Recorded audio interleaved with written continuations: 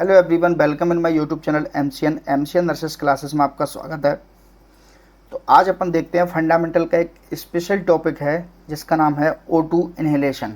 ठीक है, तो O2 इन्हेलेशन के अंदर कौन कौन से मेथड हैं, ठीक है, जो यूज किए जाते हैं ऑक्सीजन सप्लाई के लिए। ठीक है, इसका ऑब्जर्वेशन कैसे करते हैं, नॉन इन्वेजिव प्रोसीजर में ऑक्सीजन सप्लाई का कैसे असेसमेंट करते हैं, इन्वेजिव प्रोसीजर में कैसे करते हैं, और इसमें क्या क्या ऑब्जर्वेशन है जिसमें ये पता चलेगा कि इस पेशेंट को ऑक्सीजन की ज़रूरत है। ठीक है, तो वो असेसमेंट वो अपन इसमें देखेंगे। इसमें लेट साइन देखेंगे कि कौन सा ऐसा क्लाइंट है जिसमें ये जो साइन आ रहे हैं वो हाइपोक्सिया के लेट साइन हैं, और कौन से ऐसे साइन है जो उसके अर्ली साइन है किसके हाइपोक्सिया के लिए। तो वो सारी चीज़ें अपन इसमें देखेंगे। कौन सी फिंगर है जिसके अंदर सैचुरेशन ड्रॉप लगाते हैं जिससे एक्यूरेसी का परसेंटेज है वो ज़्यादा हो जाता है। ठीक है, एबीसी के अंदर क्या क्या फाइंडिंग देखने को मिलती है अगर ऑक्सीजन कम है तो वो सारी चीज़ें अपन इसमें कवर करवाने की कोशिश करेंगे। और कौन से ऐसे इंस्ट्रूमेंट हैं जो यूज किए जाते हैं ऑक्सीजन प्रोवाइड करवाने के लिए एक क्लाइंट के लिए। ठीक है, तो आज का अपना टॉपिक है। क्लास अगर लंबी होगी तो इसको अपन 2 पार्ट में डिवाइड कर देंगे, लेकिन आप थोड़ा सा इस क्लास का इम्पोर्टेंस समझिएगा क्योंकि आने वाले एग्जाम में इससे बहुत सारे क्वेश्चन पूछे भी गए हैं और बहुत सारे क्वेश्चन पूछे भी जाएंगे, और रिपीटेड क्वेश्चन भी इसी क्लास से होते हैं। तो काफ़ी इम्पोर्टेंट क्लास है। ठीक है, तो चलिए बिना देर किए अपन टॉपिक शुरू करते हैं। तो आज का अपना टॉपिक है O2 inhalation.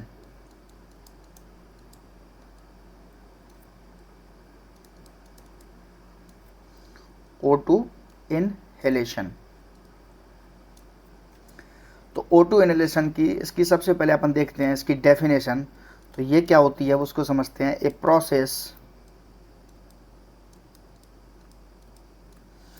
Process of administer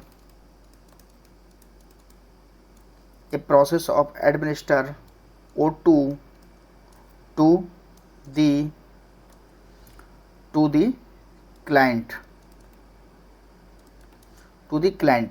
अब इसमें अपन देखते हैं अकॉर्डिंग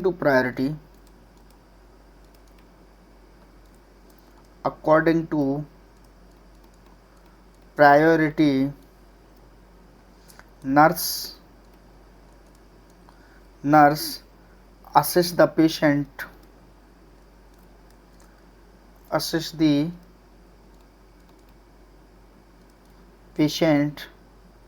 फॉर किसके लिए देखेगी इसमें, फॉर हाइपोक्सिया। समझ में आ गया। तो ये जो प्रोसेस है O2 इनहेलेशन की उसको ही अपन क्या बोलते हैं, O2 इनहेलेशन थेरेपी बोलते हैं। और इसमें जो प्रायोरिटी है उसके प्रायोरिटी के अकॉर्डिंग इस क्लाइंट को कितनी ऑक्सीजन की ज़रूरत है, कौन सा इंस्ट्रूमेंट यूज करेंगे ऑक्सीजन प्रोवाइड करवाने के लिए। NRVM मास्क हो गया, ऑक्सीजन मास्क हो गया, नेजल प्रॉन्स हो गया, नेजल कैनुला हो गया, ठीक है, या फिर मैकेनिकल वेंटिलेटर की ज़रूरत है। तो वो सारी चीज़ें उसकी प्रायोरिटी के अकॉर्डिंग उस क्लाइंट के लिए सेलेक्ट की जाती हैं, जिस क्लाइंट को जिस तरीके का हाइपोक्सिया उसमें देखने को मिल रहा है। ठीक है, तो हाइपोक्सिया देखने के मेथड हैं वो अपन देख लेते हैं। तो कौन कौन से मेथड हैं जो हाइपोक्सिया के लिए यूज किए जाते हैं। तो सबसे पहले अपन देखते हैं इसके मेथड। तो मेथड में सबसे पहले आता है अपना ऑब्जर्वेशन, देख के ऑब्जर्वेशन। ठीक है, तो ऑब्जर्वेशन से अपन इसको पता लगाएंगे। और दूसरा इसका होता है इसमें नॉन इन्वेजिव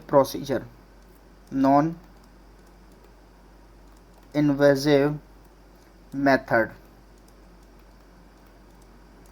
ठीक है, नॉन इन्वेजिव मेथड में अगर आपसे पूछा जाए तो नॉन इन्वेजिव मेथड होता है पल्स ऑक्सीमीटर। तो पल्स ऑक्सीमीटर से बिना इसको कोई इन्वेजिव प्रोसीजर की अपन इसको जान सकते हैं इसकी ऑक्सीजन का लेवल। तो ये इसका मेथड हो गया, ऑब्जर्वेशन हो गया। दूसरा हो गया नॉन इन्वेजिव मेथड। तीसरा एक मेथड होता है, उसको क्या बोलते हैं, उसको बोलते हैं इन्वेजिव मेथड।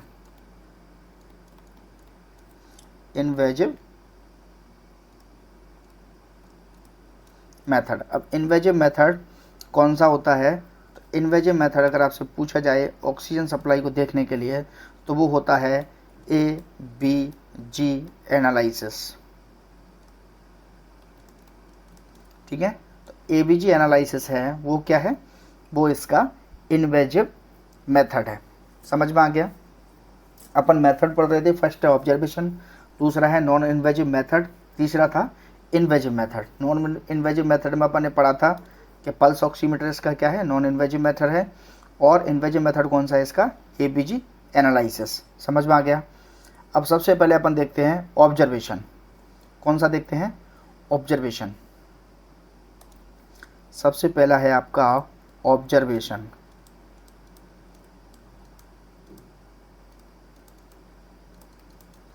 तो ऑब्जर्वेशन में अपन क्या देखते हैं, observe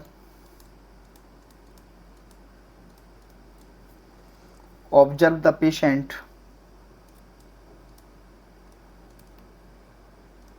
observe the patient for cyanosis.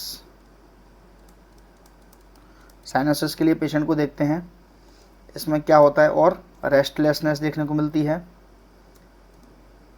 Restlessness और डिसओरिएंटेशन देखने को मिलता है।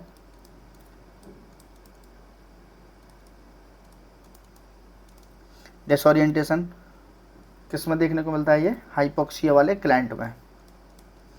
तो अगर किसी क्लाइंट को साइनोसिस ये देख के पता चल जाएगा, रेस्टलेसनेस देखने को पता चल जाएगी, डिसओरिएंटेशन, ये ऑब्जर्वेशन से अपन पता लग सकते हैं जब पेशेंट किस में है, हाइपोक्सिया में है।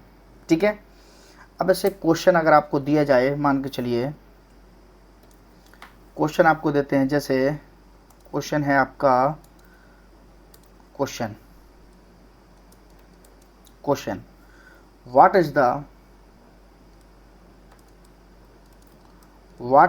द अर्ली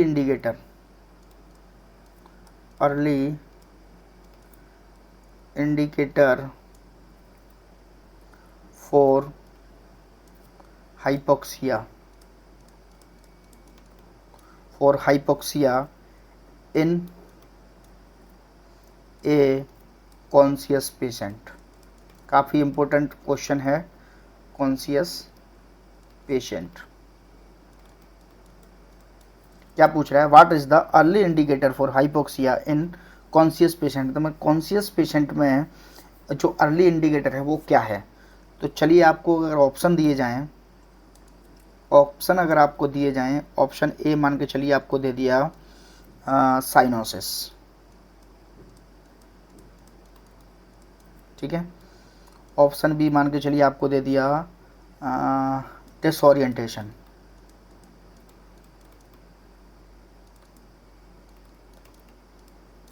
ठीक है। तीसरा ऑप्शन मान के चलिए आपको दे दिया इरिटेबिलिटी।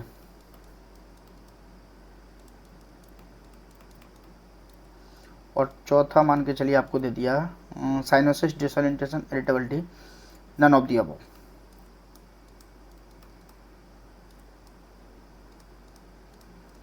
तो आपका राइट आंसर क्या होगा, इसका राइट आंसर मैं अभी इस क्लास के अंदर बता दूंगा, लेकिन आपको अपना आंसर भी इसके अंदर कमेंट में करना है।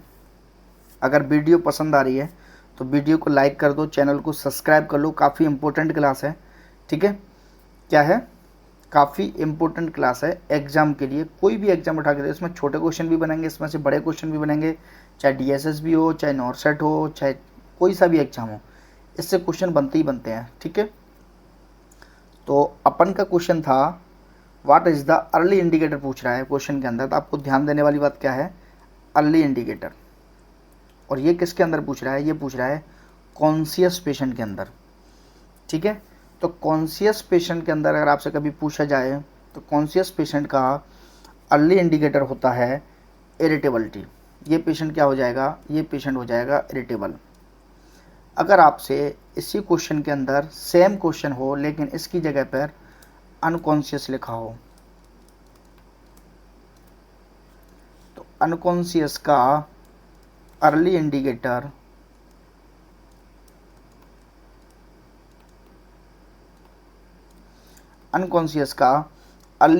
क्या होगा, तो वो हो जाएगा साइनोसिस। ध्यान देना, काफ़ी इम्पोर्टेंट है। अगर आपसे पूछा जाए कॉन्शियस पेशेंट का अर्ली इंडिकेटर हाइपोक्सिया के लिए, तब आपका राइट आंसर हो जाएगा इरिटेबिलिटी। अगर आपसे पूछा जाए अर्ली इंडिकेटर अनकॉन्शियस पेशेंट में, तब आपका राइट आंसर हो जाएगा साइनोसिस। ठीक है, अगर अर्ली इंडिकेटर अपन ने समझ लिया, चलो खाली स्लाइड में अपन देखते हैं। मान के चलिए आपको दूसरा क्वेश्चन दिया, अर्ली इंडिकेटर का अपने पढ़ लिया। दूसरा क्वेश्चन दिया आपको कि what is the late sign of hypoxia in a conscious patient। क्या पूछ रहा है? लेट साइन पूछ रहा है किसके अंदर? हाइपोक्सिया का। किसके अंदर? कॉन्शियस पेशेंट में। चलो ऑप्शन दे देते हैं आपको। ऑप्शन मान के चलिए, ऑप्शन दे दिया आपको डिसओरिएंटेशन,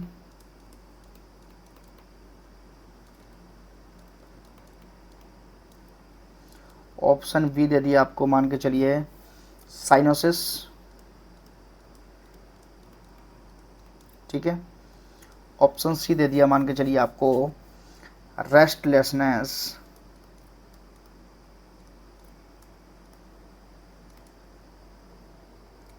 ठीक है। क्या दे दिया? रेस्टलेसनेस। तो लेट साइन अगर आपसे पूछा जाए कॉन्शियस पेशेंट का लेट साइन, तो लेट साइन आपका क्या हो जाएगा? लेट साइन आपका क्या हो जाएगा? साइनोसिस। क्या हो जाएगा?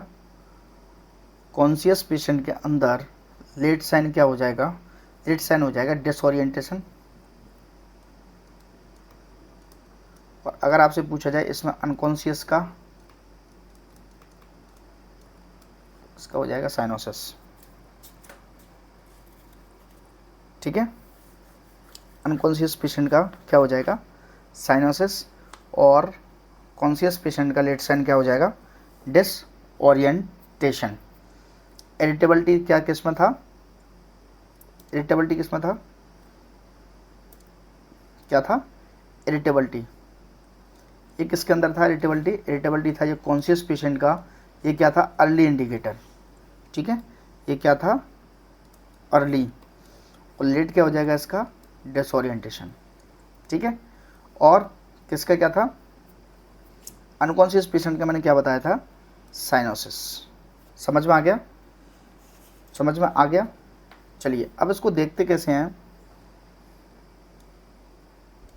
इसका एक नोट डाल लो, नोट डाल लो। अपन इसके आगे की बात कर रहे हैं, ठीक है। नोट डालो इसके अंदर। तो जो नर्स है वो क्या करेगी? Nurse observe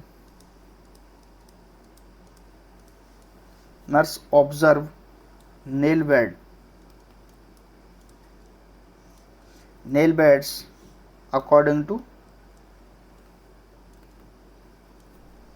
according to priority for किसके लिए? For cyanosis. क्योंकि because this is most common site for hypoxia, because this is most common site for hypoxia. समझ में आ गया? चलिए अब एक और क्वेश्चन देते हैं आपको। मान के चलिए क्वेश्चन है आपका commonest site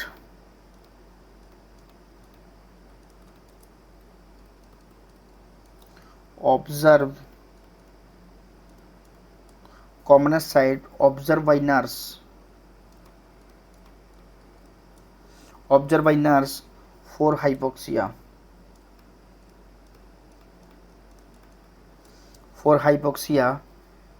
in a African African, तो अफ्रीकन के अंदर बताइए मोस्ट कॉमन साइट है जिसको नर्स ऑब्जर्व करेगी, तो वो कौन सी है? ऑप्शन में मान के चलिए आपको दे रखा है नेल बेड्स,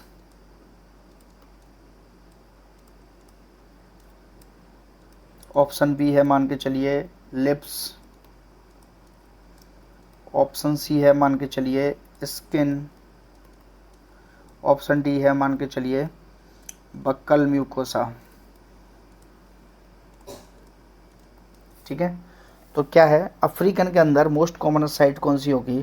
तो उसको अगर देखने के लिए मोस्ट कॉमन साइट पूछी जाएगी तो मोस्ट कॉमन साइट होगी अफ्रीकन के लिए कौन सी?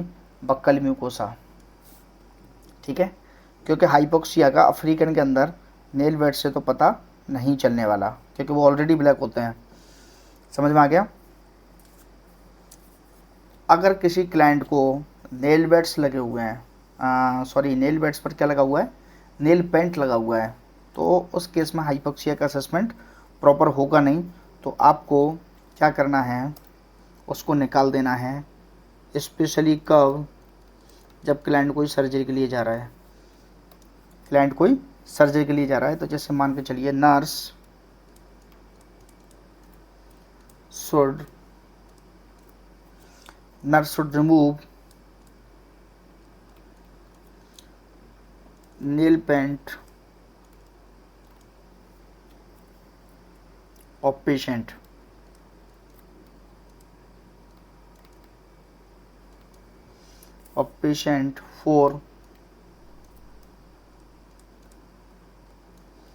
for assess the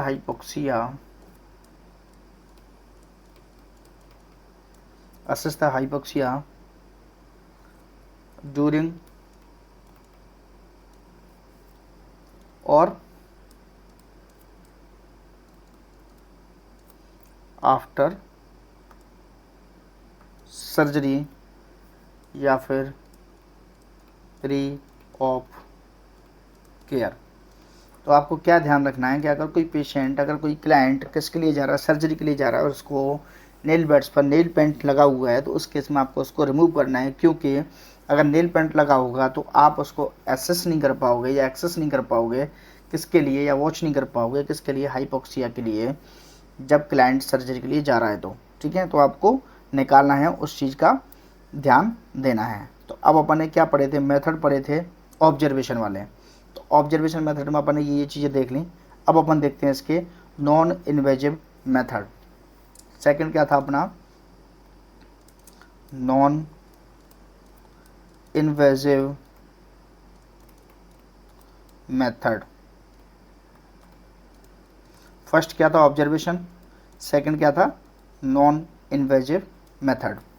तो नॉन इन्वेजिव मेथड में ये किससे क्या बताया था मैंने कि जो O2 सैचुरेशन है, O2 सैचुरेशन है is assess by pulse oximeter. बताया था मैंने, पल्स ऑक्सीमीटर। ठीक है, अब अगर आपसे कोई पूछा जाए कि सैचुरेशन क्या होता है, ठीक है, आपसे क्वेश्चन में पूछा जा सकता है कि सैचुरेशन क्या होता है। तो अगर आपसे पूछे कोई डेफिनेशन,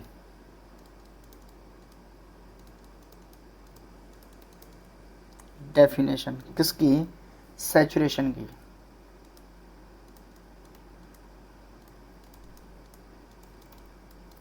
सैचुरेशन की, तो आपका जवाब क्या होगा?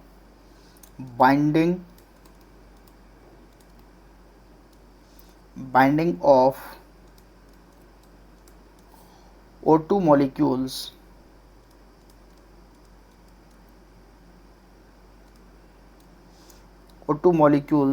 with किसके साथ? हीमोग्लोबिन। ठीक है, अब इसमें कितना बाइंड होता है तो वो आपको बता दें अपन को। 1 HB बाइंड, 1 HB बाइंड कितना? 4 O2 एटम। कितना करता है ये, 1 Hb बाइंड करता है 4O2 एटम को। समझ में आ गया, काफ़ी इंपॉर्टेंट है ये भी, ठीक है। तो ये भी डायरेक्ट क्वेश्चन पूछा जा सकता है। तो सैचुरेशन का आपको मैंने डेफिनेशन बता दिया, binding of O2 molecules with haemoglobin, और 1 Hb बाइंड कितना करता है 4O2 एटम को। अब अपन देखते हैं कि नॉर्मल जो ऑक्सीजन सैचुरेशन है वो कितना होता है। चलो इसको देखते हैं। नॉर्मल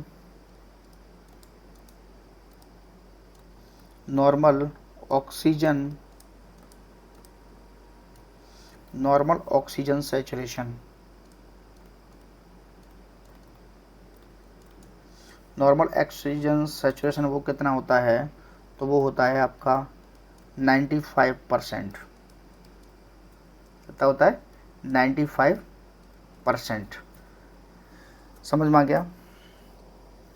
अब इसमें से नॉर्मल ऑक्सीजन सैचुरेशन आपको बता दिया 95। अगर आपसे कोई क्वेश्चन पूछा जाए, क्वेश्चन अगर आपसे इस तरह से पूछते हैं, क्वेश्चन पूछते हैं कि what is the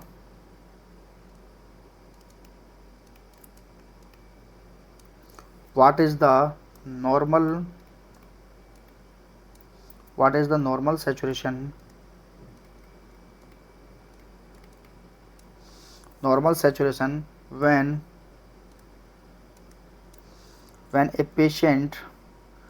when a patient diagnosed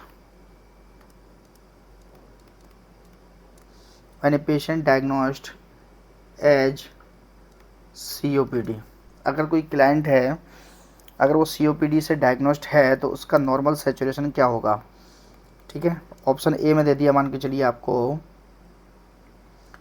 above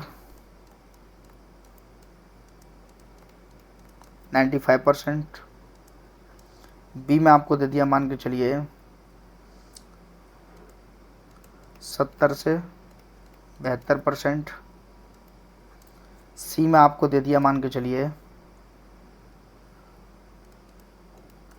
75 से 80%, और डी में मान के चलिए आपको दे दिया 88 से 92%। उस केस में आपका आंसर क्या होगा, कब, जब पेशेंट का नॉर्मल सैचुरेशन पूछ रहे हैं, नॉर्मल सैचुरेशन, लेकिन कंडीशन क्या दे दी आपको, COPD। तो COPD के केस में अगर आपसे नॉर्मल कंडीशन पूछी जाती है तो 88 टू 92 डिग्री ये नॉर्मल होगा कब, इन COPD क्लाइंट में, जिसको क्या है, COPD डायग्नोस्ड हो रखा है, ठीक है। चलिए अब इससे संबंधित कुछ की पॉइंट है उनको अपन नोट कर लेते हैं, वो आने वाले एग्जाम के लिए इंपॉर्टेंट है, तो उसको भी देख लेते हैं अपन। नोट डाल लो, नोट। तो नोट है, if O2 saturation less than 86%, ठीक है। कब, किसके लिए, COPD के लिए। तो COPD का अपन ने लास्ट डिस्कस करा था, ठीक है। ऑक्सीजन सैचुरेशन कितना है COPD के लिए, 88 टू 92 था। अगर इसी में आगे अपन देखें, if O2 saturation less than 86%, तब क्या होगा, nurse inform to doctor according to priority।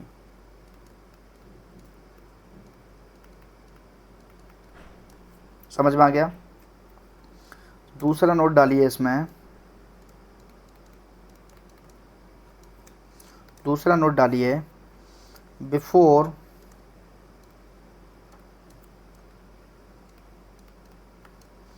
apply the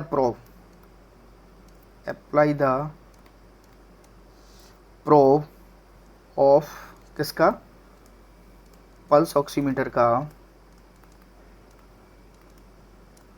pulse oximeter किसमें, इन female patient nail paint, patient का जो नेल पेंट है उसको रिमूव कर देना चाहिए, रिमूव बिकॉज जो सेंसर है वो क्या करता है, सेंसर और इसको क्या बोलते हैं, और ट्रांसड्यूसर जो होता है वो अनेबल हो जाता है, अनेबल टू ट्रांसमिट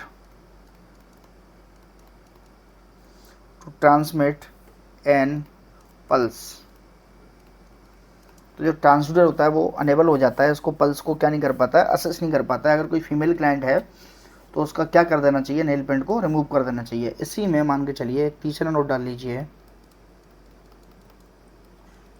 ठीक है, तो काफ़ी इंपॉर्टेंट है। तो तीसरा नोट डाल लीजिए आप, तीसरा नोट होगा आपका, अगर किसी क्लाइंट के सैचुरेशन प्रोब पे सनरेज आ रही हैं, इफ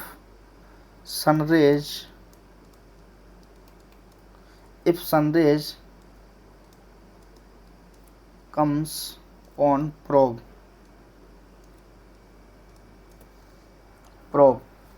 किसके, प्रोब ऑफ पल्स ऑक्सीमीटर,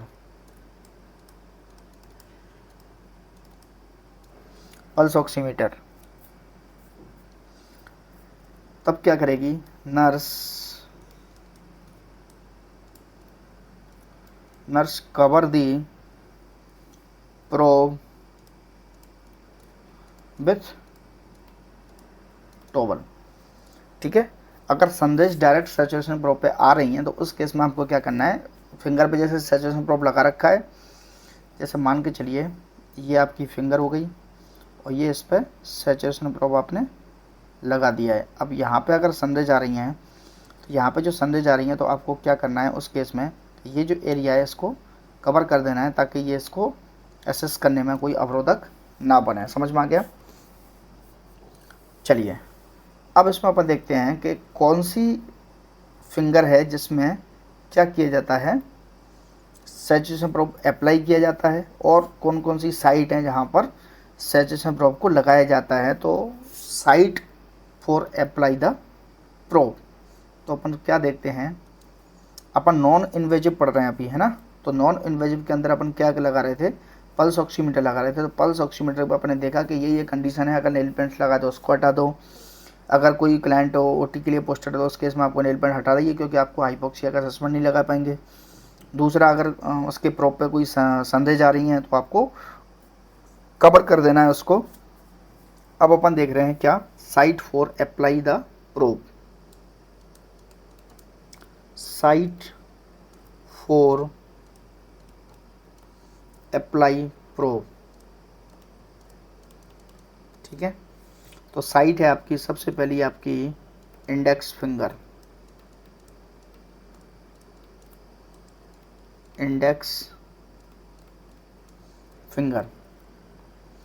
और इसी को क्या बोलते हैं, यही है आपकी मोस्ट कॉमन और convenient, most common and convenience और सेफेस्ट साइट, ठीक है। तो आपका ये डायरेक्ट क्वेश्चन बन गया। इंडेक्स जो फिंगर होती है वो आपकी मोस्ट कॉमन है क्लिनिकल प्रैक्टिस में, कन्वीनियंट है, सेफेस्ट है, ठीक है। दूसरी कौन सी होती है, दूसरा होता है आपका ईयर लोब। और कहाँ पे लगाते हैं, ईयर लोब। अब ईयर लोब क्या है, ईयर लोब के बारे में कुछ शब्द हैं। तो ये है एक्यूरेट साइट। अगर आपसे एक्यूरेट साइट पूछे तब आपका आंसर बदल जाएगा, वो क्या हो जाएगा, ईयर लोब। एक्यूरेट साइट है, क्यों, बिकॉज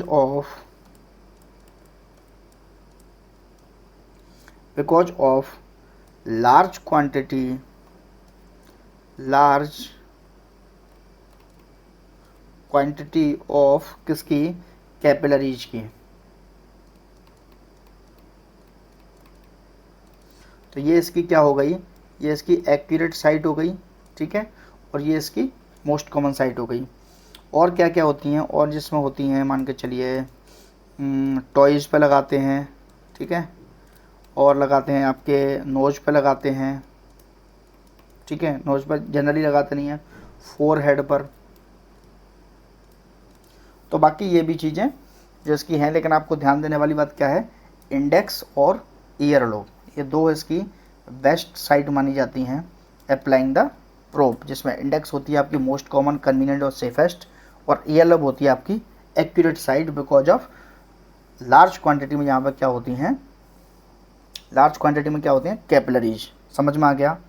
अब अपन देखते हैं इन्वेजिव मेथड। अपन ने क्या पहले ऑब्जर्वेशन पढ़ा, उसके बाद अपन ने क्या पढ़ा, उसके बाद नॉन इन्वेजिव मेथड पढ़ा, उसके बाद अपन पढ़ते हैं इन्वेजिव मेथड।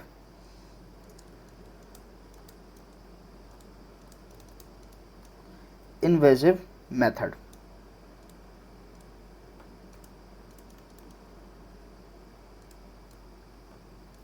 तो इन्वेजिव मेथड में सबसे पहला आता है कौन सा, ABG analysis. ABG analysis, ABG analysis क्या होता है, तो ABG provide accurate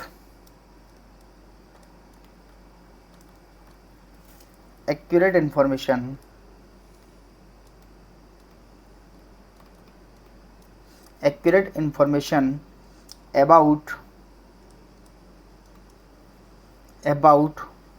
O2 concentration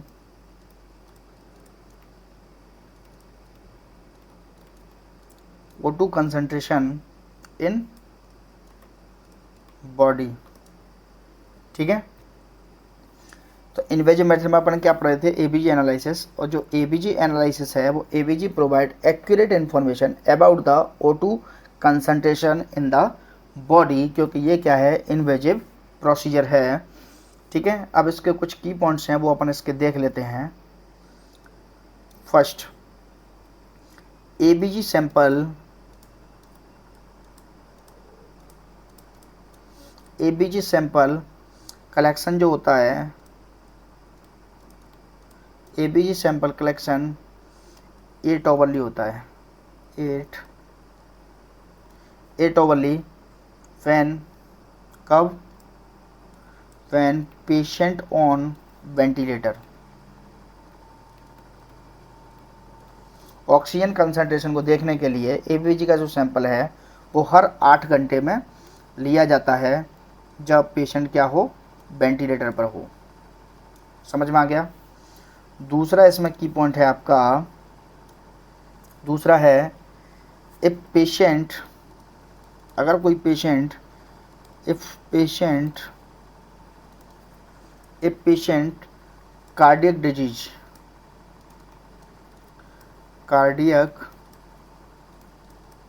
disease, तो इसमें जो सैंपल होता है कार्डियक डिजीज रिपीटिशन, जो एबीजी का रिपीटिशन होता है वो होता है रिपीटिशन एबीजी एवरी ओवर, ठीक है। अगर कोई पेशेंट कार्डियक पेशेंट है तो उस केस में जो एबीजी करते हैं वो उसका हर घंटे करते हैं, ठीक है। 2 की पॉइंट समझ में आ गए। तीसरा आपका पॉइंट है, तीसरा आपका पॉइंट है रेडियल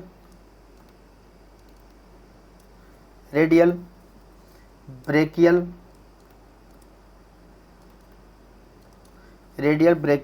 और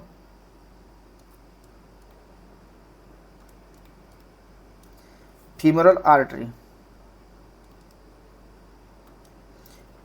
artery are used for ABG sample collection।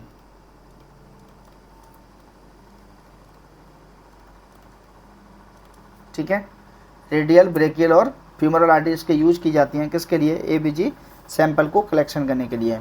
अब अगर आपसे पूछा जाए कि मोस्ट कॉमन कौन सी होती है, तो रेडियल आर्टरी।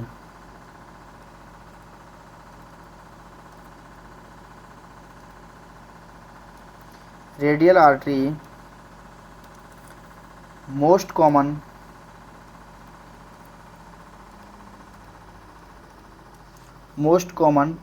सेफेस्ट और कन्वीनियंट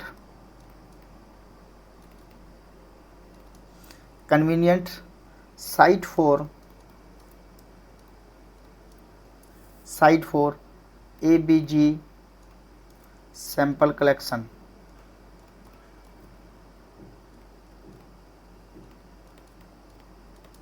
समझ में आ गया? जो रेडियल आर्टरी है वो मोस्ट कॉमन है, सेफेस्ट भी है, कन्वीनियंट भी है, किसके लिए? एबीजी सैंपल कलेक्शन के लिए।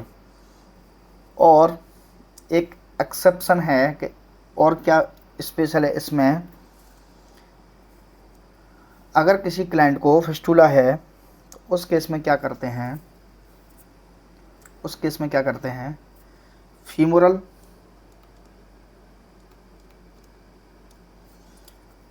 कैन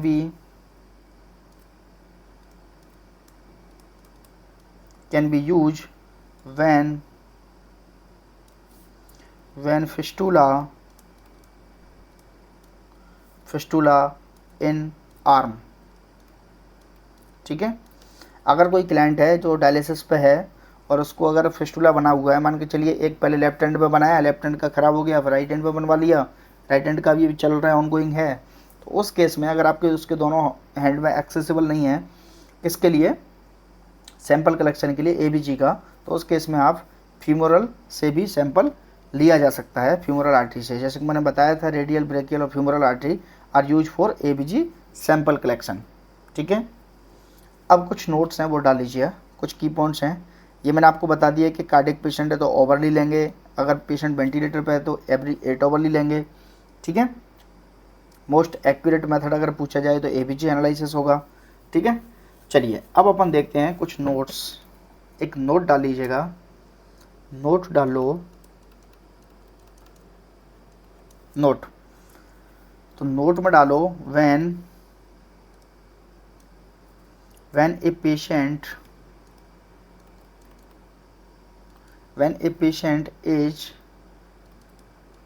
old and occlusion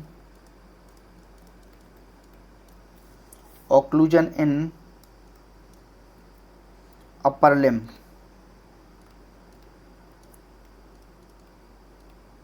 ठीक है। तो femoral artery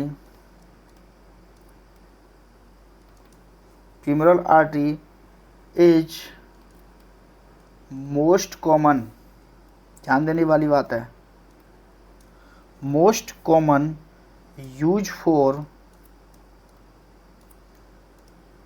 ABG sample collection.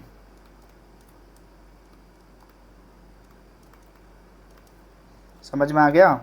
अगर कोई क्लाइंट है वो ओल्ड है, बुढ़ा है ना, उसको ऑक्लूजन हो रखा है अपर लिम्ब में, तो उसके लिए femoral artery is the most common use for ABG sample collection. अब अगर एबीजी कैनुलेशन आप करने जा रहे हो तो उस केस में आपको क्या चीज़ें देखनी चाहिए, तो ये भी आप नोट में डाल लीजिए। ये नॉरसेट के लिए इम्पोर्टेंट क्वेश्चन हो सकता है। ठीक है। चलिए, बिफोर कैनुलेशन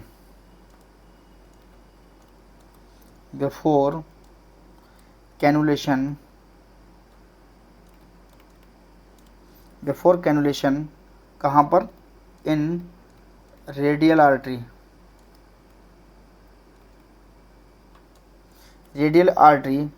नर्स को क्या करना चाहिए? Nurse check the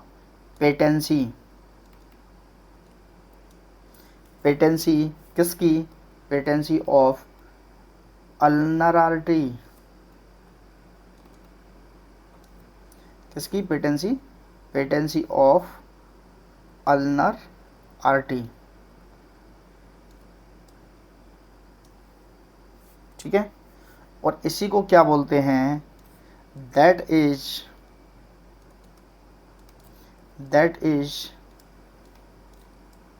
non as Allen test.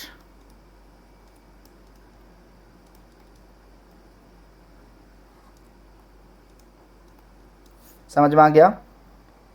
Before cannulation in radial artery nurse should check the patency of ulnar artery that is also known as, क्या बोलते हैं इसको, एलन टेस्ट। समझ में आ गया। अब अपन देखते हैं एबीजी की नॉर्मल फाइंडिंग क्या होती है। एबीजी एनालिसिस कर लिया आपने, कैनुलेशन कर लिया, एलन टेस्ट कर लिया, सारी चीज़ें हो गई। अब अपन देखेंगे एबीजी का सैंपल निकाल लिया, एबीजी का सैंपल मशीन में लगा दिया, मशीन ने उसका कैलकुलेट करके उसको क्या निकाल दिया, उसका रिजल्ट निकाल दिया। अब एबीजी की जो नॉर्मल फाइंडिंग है वो क्या होंगी, वो अपन देख लेते हैं। नॉर्मल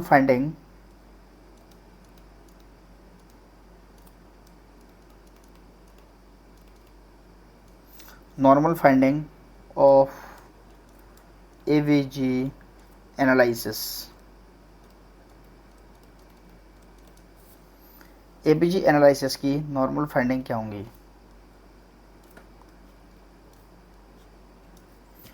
तो इसका जो PO2 होता है, नॉर्मल PO2 अपन बता रहे हैं, तो ये होता है आपका 8200 mm ऑफ Sg, ठीक है। PO2 कितना होता है 8200, एग्जैक्ट डाटा यही मिलेगा। उसके बाद होता है इसमें PCO2, तो PCO2 उसका होता है 35 से 45 mm ऑफ Hg। समझ में आ गया। तीसरा होता है इसमें pH, तो इसका जो pH नॉर्मल होता है वो होता है 7.35 टू 7.45। समझ में आ गया। चौथा होता है इसमें बाइकार्ब HCO3, तो HCO3 का नॉर्मल वैल्यू होता है इसमें 22 से 27 मिलीक्वलेंट पर लीटर। समझ में आ गया। नॉर्मल फाइंडिंग एबीजी एनालिसिस की क्या होती है। फर्स्ट होता है इसमें PO2, PCO2, pH और SCO3। तो PO2 क्या होता है 80 से 100, PCO2 कितना होता है 35 से 45, pH कितना होता है 7.35 टू 7.45 और SCO3 होता है 22 से 27 मिलीक्वलेंट पर लीटर। अब इसके आगे एक नोट डालिएगा,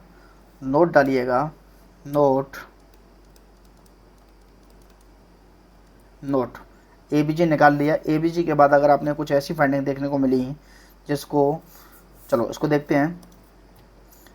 इफ O2 concentration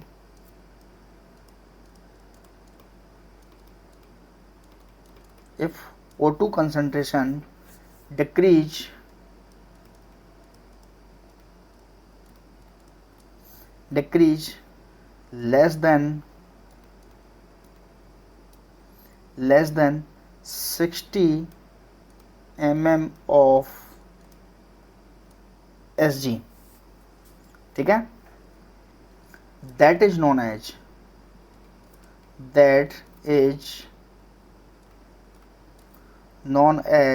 क्या बोलते हैं इसको, O2 insufficiency।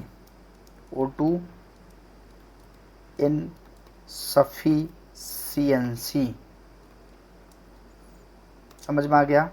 60 mm of Sg से क्या है, कम है, डिक्रीज लेस देन 60, तो उस केस में इसको क्या बोलेंगे, O2 इनसफिशियंसी बोलते हैं इसको। समझ में आ गया। काफ़ी इंपॉर्टेंट क्लास है। अगर वीडियो पसंद आ रही है तो वीडियो को लाइक कर दो, चैनल को सब्सक्राइब कर लो, काफ़ी इंपॉर्टेंट है, काफ़ी। समझ में आ गया। तो आज की क्लास को अपन यहीं समाप्त करते हैं। ये था आपका पार्ट 1, ठीक है। नेक्स्ट पढ़ाएंगे अपन पार्ट 2 इसी का, जो आपको अगले वीडियो में देखने को मिल जाएगा। जिसके अंदर ये क्या था, पार्ट 1 अपन पढ़ाएंगे अगली क्लास में, पार्ट 2 इसी का, जिसमें अपन पढ़ाएंगे क्या चीज़, इसमें पढ़ाएंगे कि जो इनहेलेशन के जो मेथड हैं, मेथड ऑफ इनहेलेशन, ठीक है, जिसमें आपका नेजल कैथ, ठीक है। चलो नेक्स्ट खाली स्लाइड में बताते हैं आपको पार्ट 2 में आपको क्या क्या देखने को मिलेगा। पार्ट 2 के अंदर इसमें देखने को मिलेगा आपको मेथड ऑफ इनहेलेशन, इसमें O2 कैनुला, ठीक है, नेजल कैथेटर, वेंचुरी मास्क, ठीक है, वेंचुरी मास्क, O2 टेंट, उसमें कितना कंसंट्रेशन देते हैं, वो सारी चीज़ें आपको अगली क्लास में देखने को मिलेंगी, है ना। तो आप सबसे पहले आप क्या कर लो, वीडियो को लाइक कर दो, ठीक है, चैनल को सब्सक्राइब कर लो ताकि आपको ये वाली चीज़ें देखने को मिल जाए। चैनल को सब्सक्राइब जरूर कर लो ताकि आपको पार्ट 2 देखने को मिल जाए। काफ़ी इंपॉर्टेंट क्लास है और ये बहुत लंबा हो जाएगा ये क्लास, तो मैं सोच रहा हूँ इसको पार्ट 2-3 में डिवाइड करके इसको पढ़ाया जाए ताकि आपको ये साथ के साथ याद भी होता जाए और चीज़ें समझ में भी आ जाएँ, ठीक है। तो मिलते हैं अगली क्लास में, तब तक के लिए thank you so much. Video को लाइक कर दो, चैनल को सब्सक्राइब जरूर कर लेना ताकि आपको पार्ट 2 देखने को मिल जाए, जो काफ़ी इंपॉर्टेंट होने वाला है एग्जाम के लिए, ठीक है। स्पेशली ESIC, DSSB और नॉर्सेट, इन तीनों एग्जाम के लिए काफ़ी इंपॉर्टेंट है ये टॉपिक, ठीक है। तो मिलते हैं अगली क्लास में, तब तक के लिए थैंक यू सो मच।